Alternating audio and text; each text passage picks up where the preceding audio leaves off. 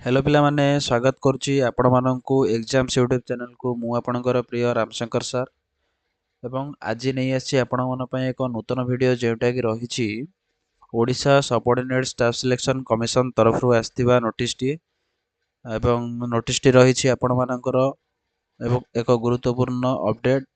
Exam date विषय रे जोटा कि आपण मानकर रिटन एग्जाम कंडक्ट हेबाकु जाउछि फॉरेस्टर फॉरेस्ट गार्ड एवं एक्साइज कांस्टेबल जोटा कि आपण मानकर बाहर थिला 2025 रो कॉमन रिक्रूटमेंट एग्जामिनेशन रे। तो कौन रही नोटिस टी चलतु देखि नबा। नोटिस टी रही आपण मानकर जो फॉरेस्टर फॉरेस्ट गार्ड एवं excise constable common recruitment examination रो पोस्ट बाहर थिला तार डेट टी मेंशन हे आपण मानकु जेउटा कि रही 16 एप्रिल 2026 रु आपणकर आरंभ होई जिवो and may be continue up to second week of May 2026। तो यहाँ कौन रही ना आपण मानकर जो फॉरेस्टर फॉरेस्ट गार्ड एवं एक्साइज कांस्टेबल एग्जाम नोटिस टी आसला 2025 मसीह तार एग्जाम डेट टी आपण मानकर बाहरी जाइए जोटा कि रही 16 एप्रिल 2026 रे आपण मानकर एग्जाम टी हेबाकू जाउची जोटा कि कौन हम ना कंप्लीट सीबीआरई मोड रे माने online test computer based test आपणकर हम है।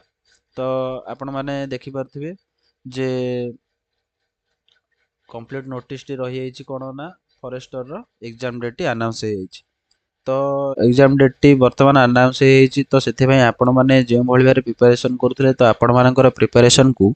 आहुरी मध्य बढ़ाई दियंतु एवं प्रचुर मात्रा रे चेष्टा करंतु कि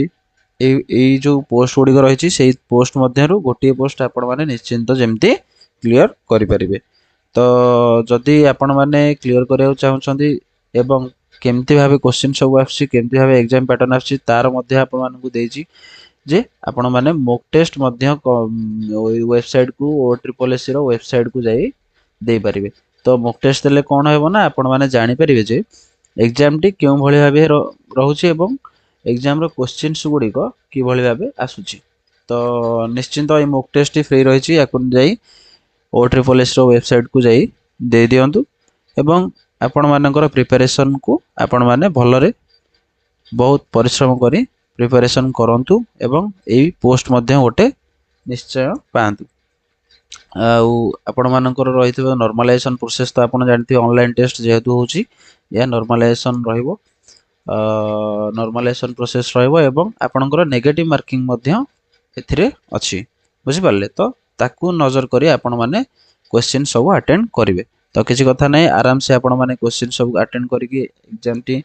भलरे देबे भलरे एग्जाम टी क्लियर करी गोटे पोस्ट निश्चय हातेबे। परिश्रम जारी रखंतु परिश्रम रो फल केबे मध्य वृथा जीवो नाही ठीक अछि। तो जदि आपण माननकु वीडियो टी भल लागुची तेबे आपण माने निश्चय गोटे लाइक करंतु शेयर करिवे वीडियो टी को जे भली भाबे आपण मानक संग माने मध्य जे माने एई पोस्ट अप्लाई करथिले निश्चय या ऊपर अपडेट टी पाई परिबे एवं एई भली भाबे नुवा नुवा वीडियो जदि आपण माने देखिया चाहंती तेबे चैनल को सब्सक्राइब मध्य निश्चय करदेबे एवं बेल आइकन को क्लिक करदेबे हैला जा फल कि आपण मानक पाखकु जो वीडियो गुडी मु अपलोड करिवि आगो को तार नोटिफिकेशन टी पळै जिवो ठीक अछि। तो प्रिपरेशन बहुत भल भाबे जारी रखंतु एवं